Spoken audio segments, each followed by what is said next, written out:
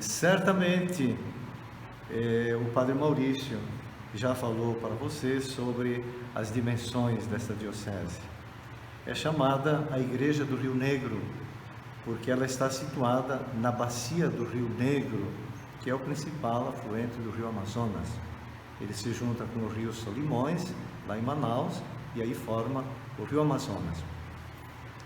Ela tem uma dimensão de 293 mil quilômetros quadrados e tem apenas 3 municípios: Barcelos, Santa Isabel e São Gabriel da Cachoeira. Mas a metade da população está nesse município de São Gabriel da Cachoeira, que está situado no mapa, naquele formato da cabeça do cachorro, da testa de cane desta região. Aqui é que se concentram a grande parte dos povos indígenas. Uma outra característica é que é a diocese mais indígena de todo o Brasil.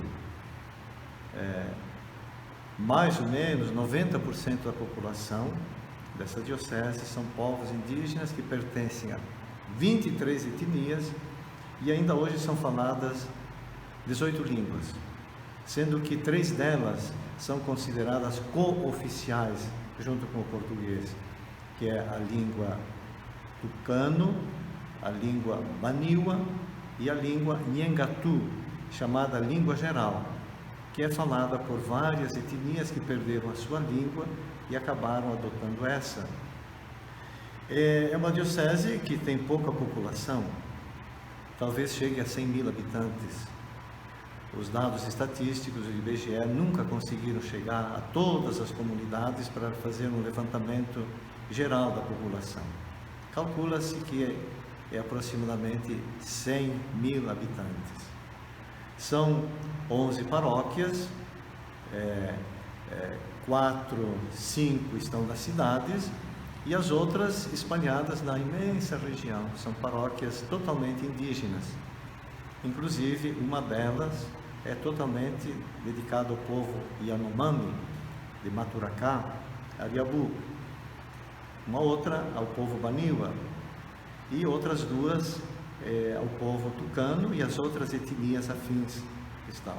Atualmente temos 21 padres, 5 já são indígenas aqui da região, de etnias diferentes, e os outros são missionários que vêm do Brasil, inclusive da Itália, como o nosso Padre Maurício, que está aqui conosco, e não queremos perdê-lo tão logo.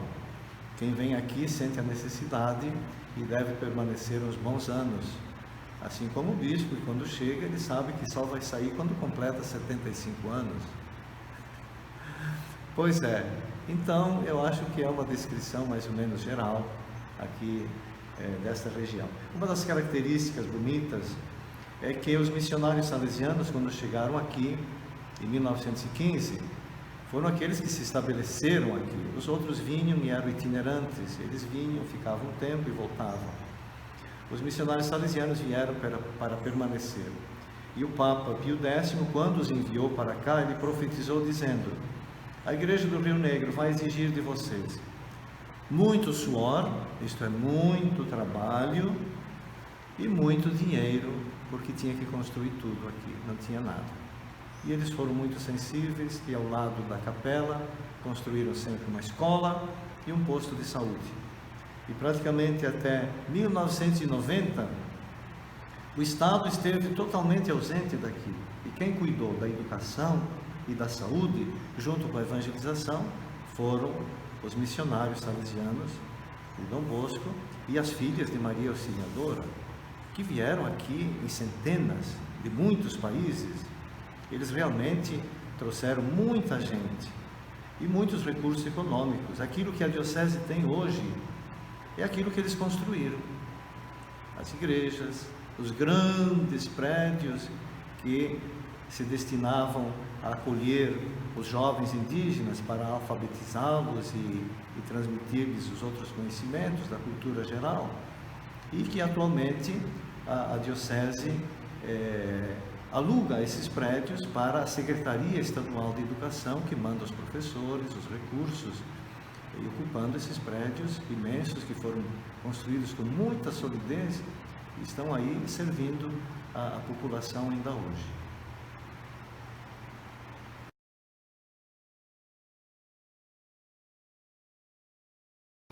Bom, é preciso ter uma vocação especial para vir à Amazônia.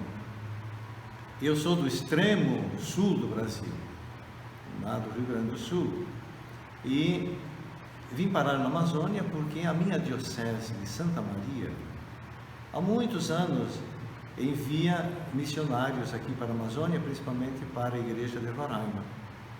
E eu solicitei ao bispo que gostaria um dia de ser missionário aqui. Então eu fui enviado primeiro para Roraima. Eu fui enviado por 3 anos e acabei ficando 10. Quando o bispo exigiu a minha volta para a diocese, eu fui nomeado bispo para São Gabriel da Cachoeira. Então já faz 20 anos que eu estou aqui nessa região. E eu agradeço a Deus porque nunca tive problemas de saúde. Todas as pessoas que vêm para cá e moram aqui têm com frequência malária, dengue, essas doenças tropicais que não tem vacina, não tem cura atualmente. E nesses 20 anos eu estive imune de todas essas doenças. Então é preciso também ter saúde para aguentar aqui. E aqui é preciso ter muita paciência, porque o povo indígena tem outro ritmo, tem outra visão das coisas, e não adianta ter muita pressa com eles. O bispo anterior, que saiu porque teve mal de Parkinson, estive com ele uma semana antes que ele entregasse a diocese. Eu pedi: que conselhos o senhor me dá para assumir essa diocese? Disse: eu vou te dar 3 conselhos. Aqui é preciso ter paciência. Segundo, é preciso ter muita paciência. Terceiro, nunca perder a paciência. Então isso me ajudou muito, embora às vezes a gente queira acelerar um pouco, não é, os métodos da evangelização, da caminhada, mas o nosso povo anda mais devagar, mas na medida em que vai compreendendo, vai assumindo com muita fidelidade e alegria os seus compromissos cristãos e também as suas responsabilidades.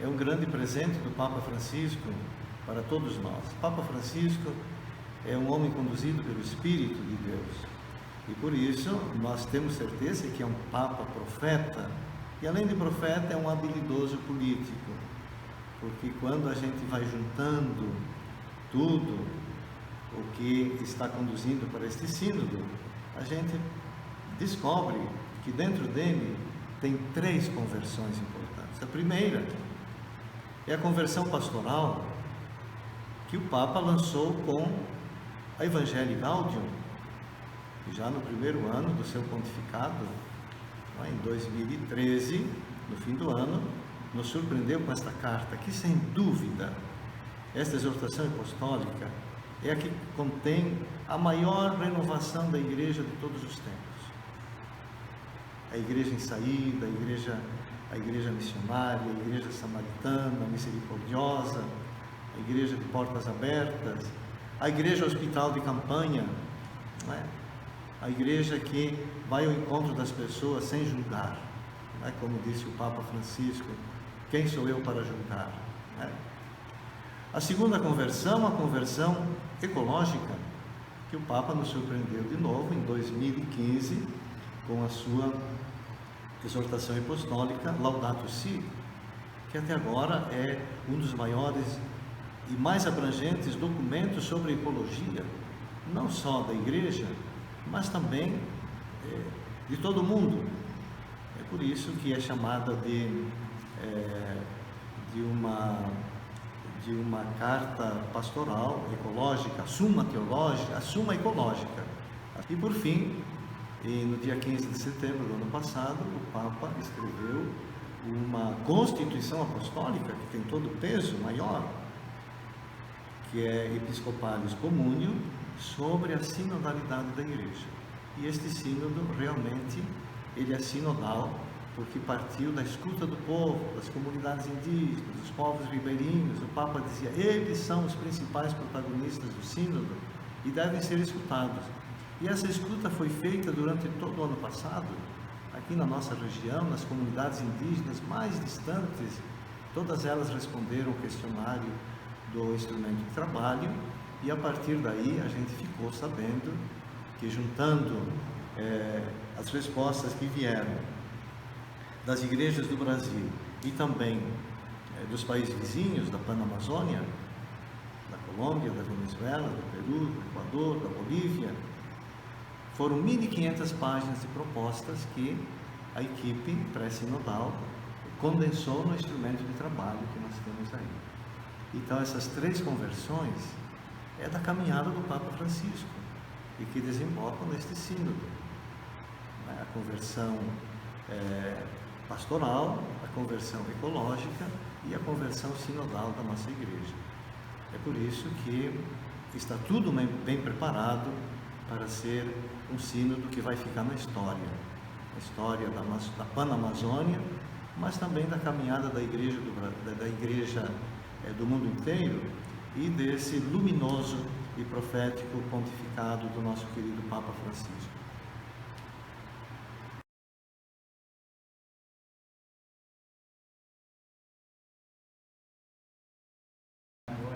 Então, bom, o próprio sínodo, da maneira como está sendo realizado, já é uma inovação na nossa igreja. De ouvir o povo, de ouvir os pobres, ouvir os povos indígenas, os habitantes históricos e tradicionais da Amazônia. Esse já é um primeiro passo importantíssimo. E os nossos povos indígenas, os pobres, eles se sentiram valorizados, não é? E felizes por serem escutados, não é, pela igreja. Nós queremos que a igreja seja ainda mais a nossa aliada, a nossa defensora, advogada dos pobres, que nunca foram ouvidos, mas pelo contrário, sempre enganados, roubados e massacrados aqui na Panamazônia. Então isso já é um grande passo.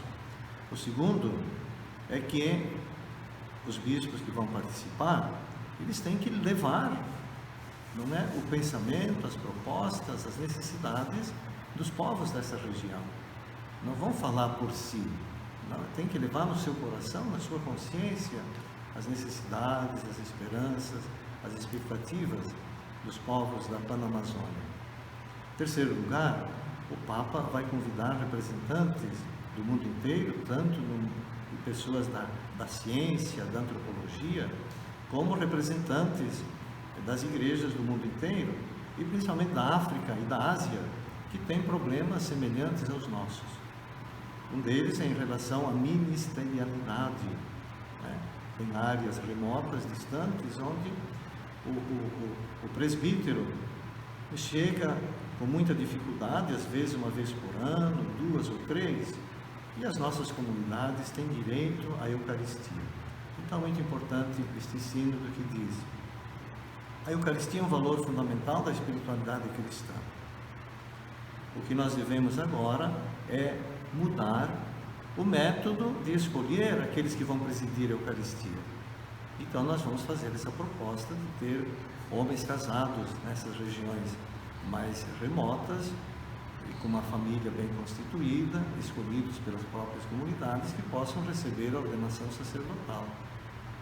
Para passar de uma igreja que faz a visita para ser uma igreja que permanece, que fica junto das comunidades.